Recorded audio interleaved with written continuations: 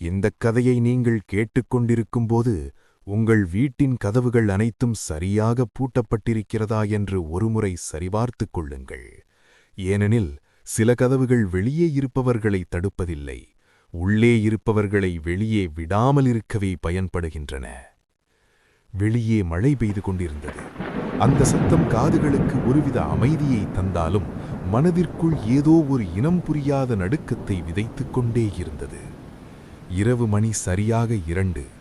இந்த நேரத்தில் ஒரு தனி வீட்டின் நடுவில் ஹாலில் அமர்ந்து மொபைல் பார்த்து கொண்டிருப்பது ஒருவித சாகசம்தான். ஆனால் கார்த்திக்குக்கு இது பழகிப்போன ஒன்று.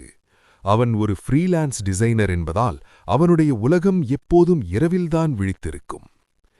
சென்னையின் புறநகர் பகுதியில் இருந்த அந்த பழைய பங்களா போன்ற வீடு கார்த்திக்கின் தாத்தா காலத்து சொத்து. சுற்றிலும் அடர்ந்த மரங்கள், ஆழ்நடமாட்டமில்லாத தெரு. மழை பெய்யும் போது அந்த வீட்டின் ஜன்னல்கள் காற்றுக்கு அடித்துக் கொள்ளும் சத்தம் யாரோ கதவை தட்டுவது போலவே இருக்கும்.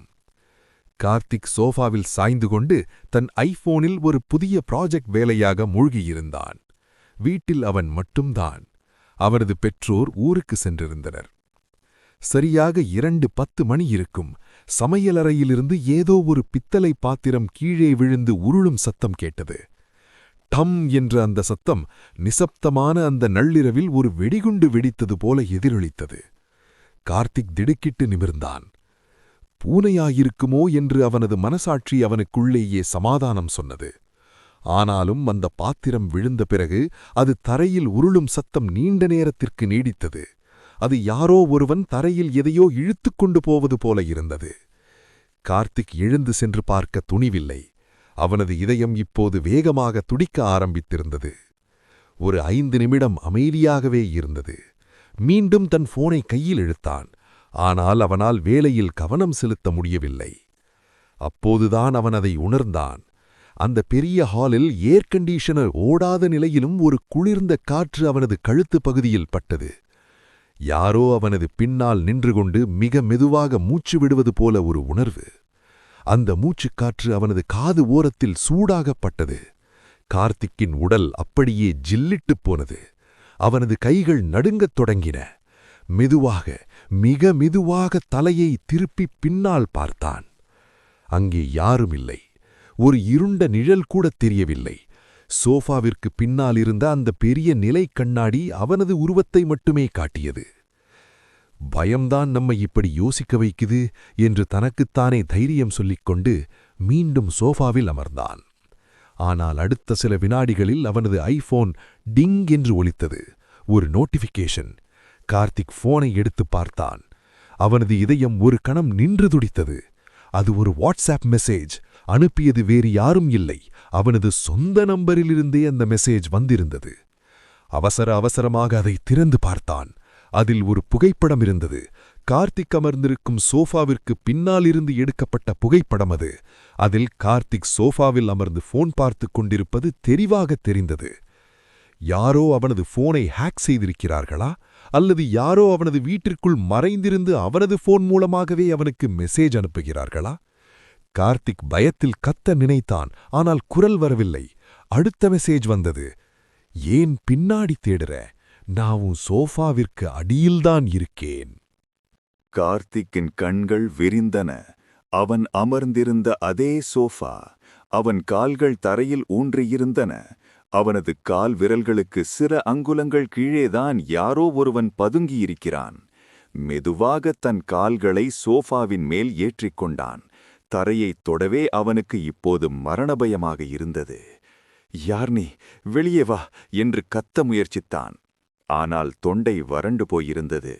அந்த மெசேஜ் மீண்டும் வந்தது. கீழே குனிந்து பார், ஒரு முறை மட்டும்.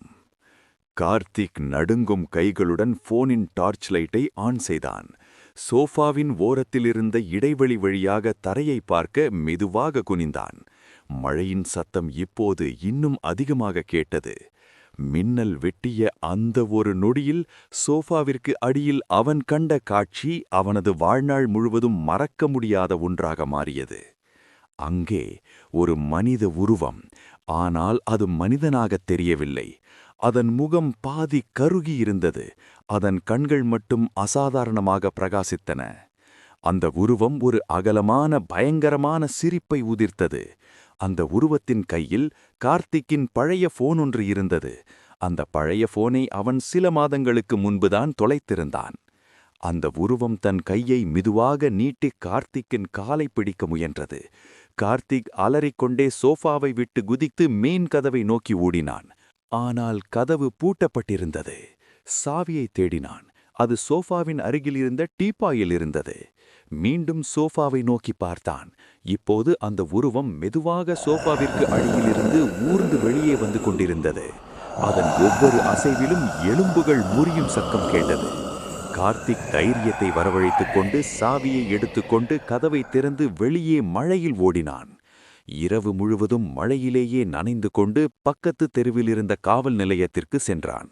போலீசார் அவனது வீட்டிற்கு வந்து சோதனை செய்தபோது அங்கே யாரும் இல்லை. ஆனால் சோஃபாவிற்கு அடியில் அவர்கள் ஒரு காகிதத்தை கண்டெடுத்தனர்.